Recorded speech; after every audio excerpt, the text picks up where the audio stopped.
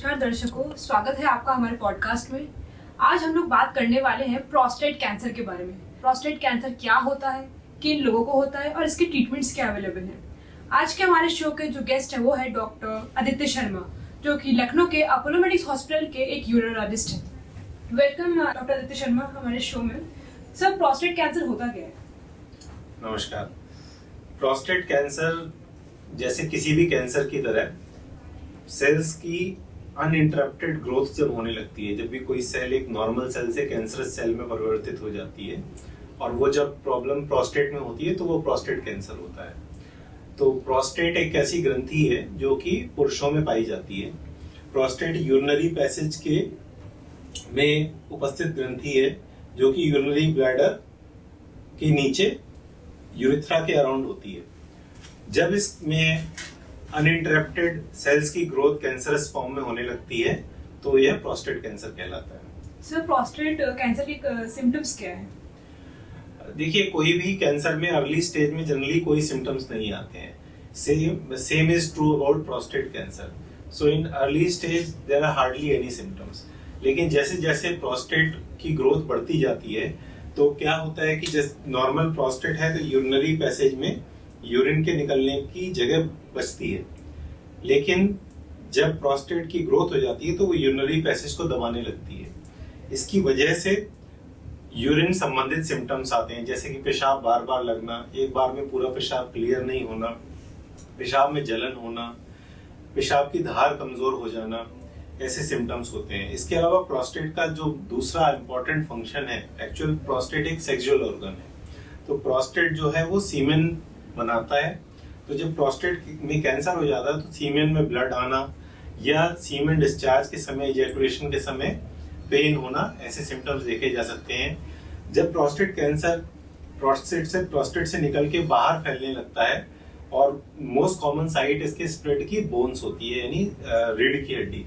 तो 50 वर्ष की उम्र के बाद किसी को बैक एक हो रहा है या वेट लॉस हो रहा है, ये सब सिम्टम्स भी प्रोस्टेट कैंसर के हो सकते हैं। So what are the causes of prostate cancer? देखिए, मोस्टली तो ये ब्रॉडली कोई एक कारण नहीं है। There are many risk factors जिनकी वजह से प्रोस्टेट कैंसर हो सकता है। जैसे कि सबसे मोस्ट इम्पॉर्टेंट आज के समय में है जो टोबैको और टोबैको से बनी हुई चीजों का कोई सेवन करता है, जैसे स्मोकिंग हो गया या किसी भी फॉर्म में टोबैको कंजम्पशन करते हैं, वो एक रिस्क फैक्टर है। इसके अलावा एनिमल प्रोडक्ट्स का consumption, like non vegetarian diet जो लोग ज्यादा लेते हैं, उसमें ये रिस्क देखा जाता है। जेनेटिक प्रिडिस्पोजिशंस होते हैं, अर्थात जिन लोगों के प्रीवियस जनरेशन में किसी को प्रोस्टेट कैंसर हुआ है तो genetically they are more predisposed to develop prostate cancer. At the same time they develop prostate cancer at earlier age, like early age normally prostate cancer 50-60 वर्ष की उम्र के बाद होता है। लेकिन अगर किसी को पिछली जनरेशन में हुआ है तो नेक्स्ट जनरेशन में even after the age of 40 years also prostate cancer होने की संभावना हो सकती है। इसके अलावा कुछ रेशियल प्रिडिस्पोजिशंस हैं, जैसे अफ्रीकन अमेरिकन रेस है, उसमें ये ज्यादा देखा जाता है। इंडिया में अभी तक बहुत ऐसा विशेष डेटा नहीं है कि कोई रेशियल प्रिडिस्पोजिशन है। हालांकि इंडियन में इंसिडेंस यूरोपियन एवं कॉकेशियन रेस से कम है, अफ्रीकन अमेरिकन से कम है, लेकिन फिर भी ये सिग्निफिकेंट नंबर है considering our large population. Sir, यही मेरा नेक्स्ट क्वेश्चन था कि are there any particular men जिनमें ये डिजीज बहुत ज्यादा पाया जाता है? अगेन, जिनका सेडेंटरी लाइफस्टाइल है, excess non vegetarian diet consumption है, टोबैको या रिलेटेड प्रोडक्ट्स का कंजम्पशन है, फैमिली हिस्ट्री है, तो नेचुरली वो लोग ज्यादा प्रिडिस्पोज्ड हैं इसके लिए। At the same time lack of sexual activity ज्यादा ना होने में भी एक रिस्क फैक्टर इसकी वजह से होता है। So are there any other conditions that have symptoms like prostate cancer? हाँ, जैसे कि प्रोस्टेट के जो जितने भी सिम्टम्स हमने बात की कि प्राइमरली कोई सिम्टम नहीं है अर्ली स्टेज में, लेकिन सिम्टम्स होते इसलिए कि जब प्रोस्टेट एनलार्जमेंट हो जाता है। प्रोस्टेट एनलार्जमेंट बिनाइन भी हो सकता है, नॉन कैंसरस एनलार्जमेंट भी हो सकता है, जिसको बिनाइन प्रोस्टेटिक हाइपरट्रॉफी या हाइपरप्लेजिया कहते हैं, या कॉमन शॉर्ट फॉर्म में बीपीएच कहते हैं। तो ये प्रोस्टेट कैंसर के मुकाबले मच कॉमन कंडीशन है।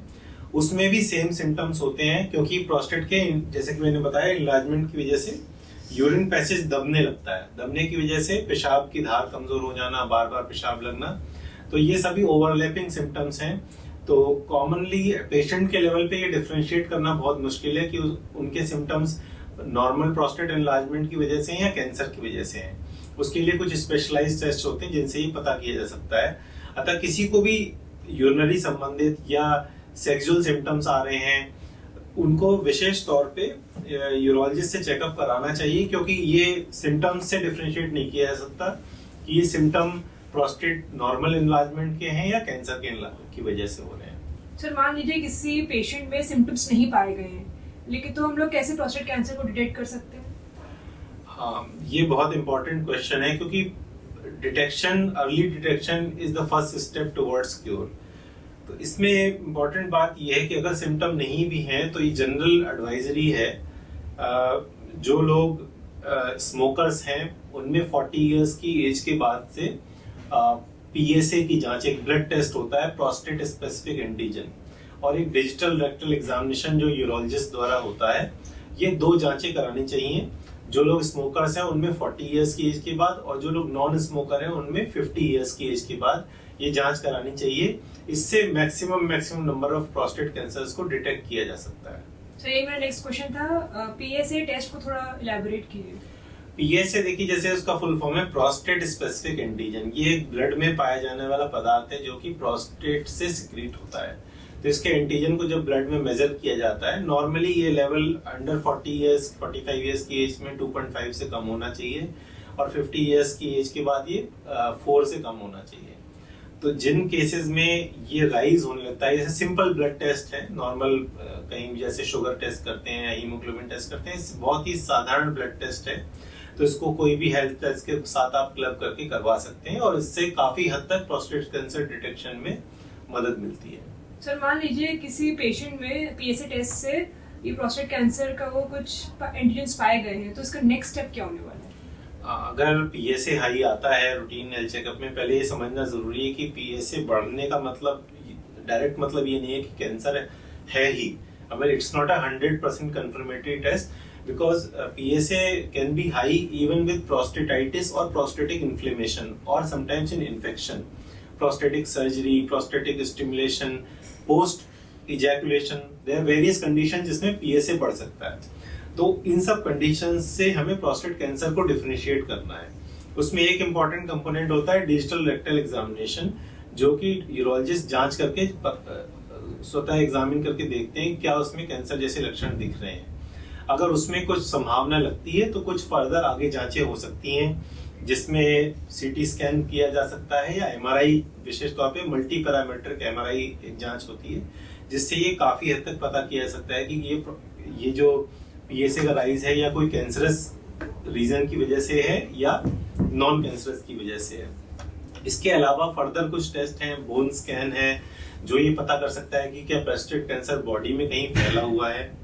और अत्यधिक एडवांस या लेटेस्ट टेस्ट की बारे में बात करें, अगर हमें देखना है कि प्रोस्टेट कैंसर क्या कहीं बॉडी में स्प्रेड है या माइक्रोस्कोपिक लेवल पे भी बहुत अर्ली स्प्रेड को भी देखना है, तो PSMA, prostate specific membrane antigen से रिलेटेड पेट सीटी होता है। एक नॉर्मल पेट स्कैन होता है, एक PSMA पेट स्कैन होता है, जो कि प्रोस्टेट के लिए स्पेसिफिक है। तो वो करके हम लोकल और रीजनल एवं होल बॉडी में क्या कोई स्प्रेड है इसको चेक कर सकते हैं। सर प्रोस्टेट कैंसर को ट्रीट कैसे किया जा सकता है? प्रोस्टेट कैंसर का ट्रीटमेंट अगेन स्टेज पे डिपेंड करता है। ट्रीटमेंट के लिए हमें पहले उसकी स्टेजिंग कंप्लीट करनी होती है। जो मैंने जांचें बताई, इनसे स्टेज डिसाइड होगी, क्या वो प्रोस्टेट कैंसर प्रोस्टेट में ही निहित है, is it limited to the prostate और has it gone outside the prostate. Second step is has it gone outside beyond the boundaries of the local area, यानी वो लिम्फ नोड में जा चुका है या बोन्स में जा चुका है। तो उसके आधार पे डिसाइड करते हैं कि क्या ट्रीटमेंट हो सकता है। ट्रीटमेंट में सर्जिकल ऑप्शन है, यानी सर्जरी की जा सकती है। सेकेंड ऑप्शन रेडियोथेरेपी है, रेडिएशन दिया जा सकता है। और थर्ड ऑप्शन होता है उसमें कीमोथेरेपी एवं हार्मोनल थेरेपी। इनफैक्ट ये 3 या 4 प्रकार के ट्रीटमेंट हैं जो कि मिक्स एंड मैच में डिपेंड करता है किस स्टेज में प्रोस्टेट कैंसर है, उसके आधार पर किए जाते हैं। जैसे अर्ली स्टेज प्रोस्टेट कैंसर जो कि प्रोस्टेट में ही लिमिटेड है या कि लोकली एडवांस्ड है, कुछ हद तक ब्लैडर या सेमिनल वेसिकल को इन्वॉल्व किया हुआ है, तो इनमें सर्जरी के काफी अच्छे रिजल्ट्स हैं। तो सर्जरी करके उसको पूरी तरह निकाल देते हैं तो ये क्यूरेटिव होता है। जिन केसेस में लिम्फ नोड में गया हुआ है उसमें hormonal therapy, radiation therapy, surgical therapy की यानी मल्टी मॉडल थेरेपी के फॉर्म में इसको करने से काफी अच्छे रिजल्ट्स आ सकते हैं। जिन केसेस में बॉडी के डिस्टेंट पार्ट्स में चला गया है तो ऐसे केसेस में हार्मोनल थेरेपी एवं कीमोथेरेपी के माध्यम से प्रोस्टेट कैंसर को कंट्रोल किया जा सकता है। सर वॉचफुल वेटिंग क्या होता है?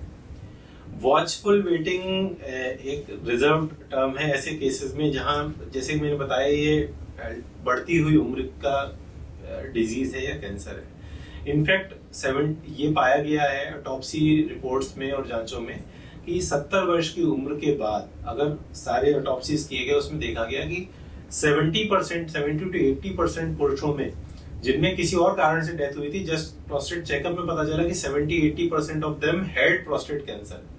तो इसका मतलब ये नहीं है कि हर व्यक्ति जिसको प्रोस्टेट कैंसर है they will die because of prostate cancer.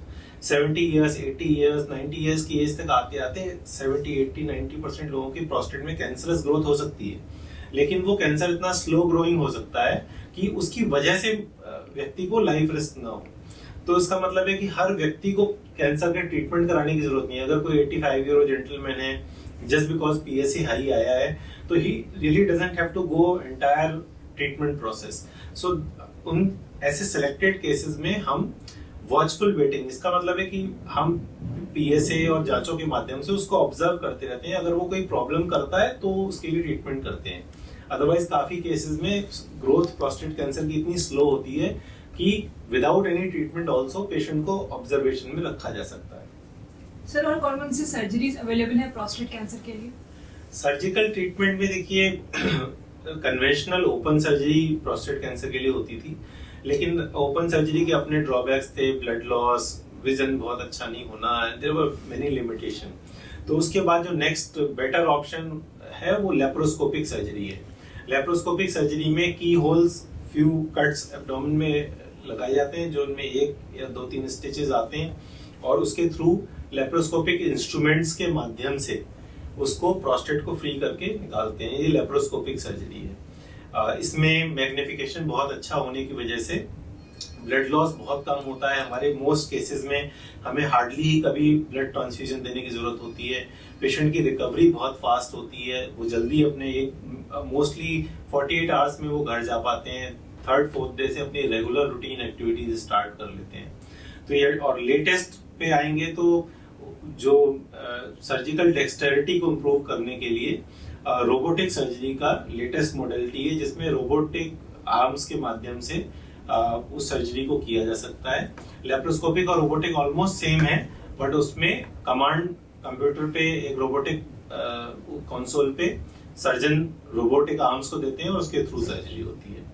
ये सर्जरी के टाइप्स हैं। सर रेडिएशन कैसे यूज किया जा सकता है प्रोस्टेट कैंसर को क्योर करने के लिए?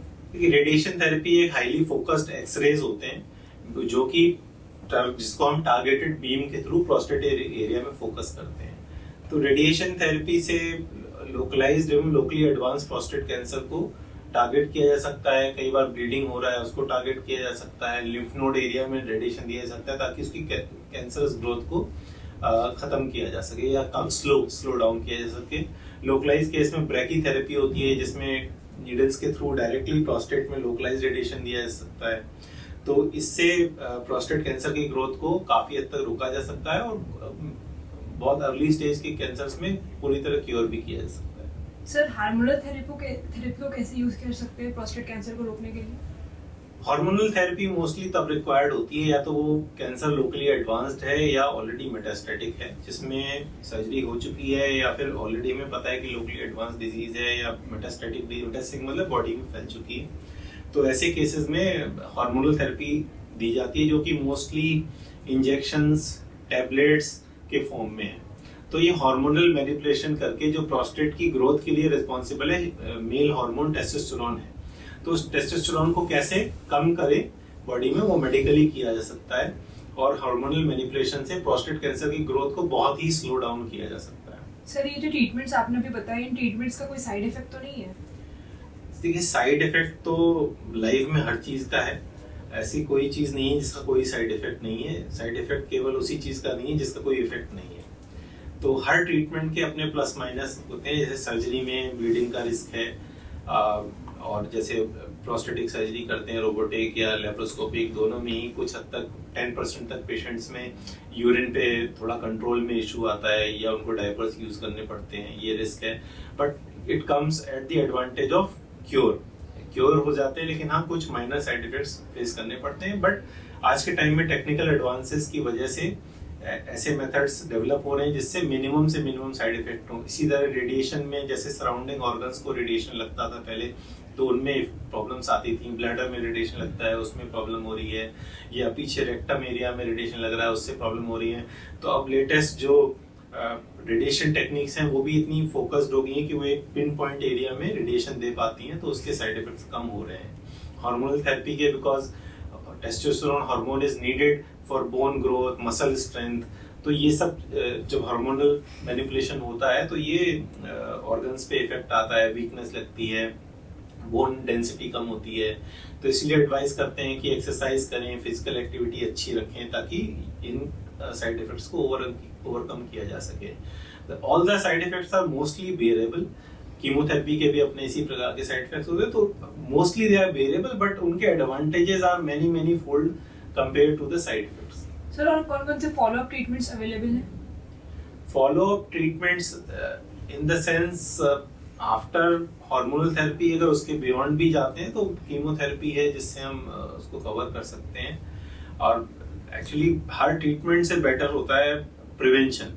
तो lastly I would like to talk about how you can prevent if you are a young man and you think कि मुझे आगे प्रोस्टेट कैंसर या रिलेटेड प्रॉब्लम नहीं आनी चाहिए। First of all be aware about your family history. Family में किसी को ऐसी इशू हुए हैं तो आपको जल्दी इस पे एक्शन लेने की जरूरत है। अर्ली स्टेज से PSA स्क्रीनिंग करने की जरूरत है। सेकेंड थिंग इज, अगर स्पेशली स्मोकिंग, टोबैको प्रोडक्ट्स की कंजम्पशन से दूर रहें। मात्रा इंपॉर्टेंट नहीं है कि मैं एक ही सिगरेट पीता हूँ या मैं 2 पीता हूँ और कोई और 10 पीता है। हर एक व्यक्ति की बॉडी अलग है। अमाउंट ऑफ स्मोकिंग, बहुत कम मात्रा में स्मोकिंग जो लोग करते हैं उनमें भी ये रिस्क फैक्टर पाया गया है। इसी प्रकार से फिजिकल एक्टिविटी का बहुत अधिक रोल है। आप एक्टिव रहते हैं, एक्सरसाइज करते हैं, उससे आपकी बॉडी में जो डिजीज फाइटिंग एबिलिटी बढ़ती है। डाइट में excess non vegetarian consumption, especially red meat का कंजम्पशन बहुत लिमिट करना चाहिए, क्योंकि ये नॉन रिस्क फैक्टर है प्रोस्टेट कैंसर के लिए, कोलन कैंसर के लिए, कई प्रकार के कैंसर्स के लिए। फिजिकली एक्टिव रहें and healthy sexual life is also helpful in reducing chances of development of prostate cancer. Plus हर व्यक्ति रिस्क फैक्टर हो या ना हो, जैसे मैंने बताया स्मोकर्स को 40 इयर्स के बाद और नॉन स्मोकर मेल को 50 इयर्स के बाद रेगुलर एनुअल हेल्थ चेकअप में PSA की जांच कराएं और एक यूरोलॉजिस्ट से एग्जामिनेशन कराएं कि कोई प्रोस्टेट रिलेटेड प्रॉब्लम तो नहीं है। सर मेरा लास्ट क्वेश्चन आपसे ये कि क्या कोई भी पुरुष प्रोस्टेट कैंसर को सर्वाइव कर सकता है? नहीं, आज के टाइम में जो मॉडलिटीज आ रही हैं, in fact most men will survive prostate cancer as long as they approach it correctly and they seek treatment for it. Maximum unfortunate बात ये है कि हिंदुस्तान में या इंडिया में इसके बारे में अवेयरनेस बहुत कम होने की वजह से मैक्सिमम लोगों का डिटेक्शन ही स्टेज 4 में, स्टेज 3, स्टेज 4 में होता है। तब ज्यादातर थेरेपीज बहुत इफेक्टिव नहीं हो पाती। मैंने बताया स्टेज 1 में, स्टेज 2 तक तो सर्जिकल रिमूवल या रेडिएशन थेरेपी से ही क्यूरेटिव अप्रोच में क्योर हो सकते हैं, मतलब once for all they will be cured of it. उसके बियॉन्ड भी बहुत सारी थेरेपीज हैं जिनसे कैंसर की ग्रोथ को इतना स्लो किया जा सकता है कि व्यक्ति अपनी नॉर्मल लाइफ जिएगा। तो यानी survival is as good as 97%। Almost 100 men who will develop prostate cancer, only 2 to 3 will lose life because of prostate cancer। तो ये एक अच्छी बात है कि अवेलेबल ट्रीटमेंट की वजह से और सही समय पे ट्रीटमेंट को अवेल करने की वजह से हेल्दी लाइफ जी जा सकती है और प्रोस्टेट कैंसर से होने वाले नुकसानों से बचा जा सकता है। Thank you doctor for your time.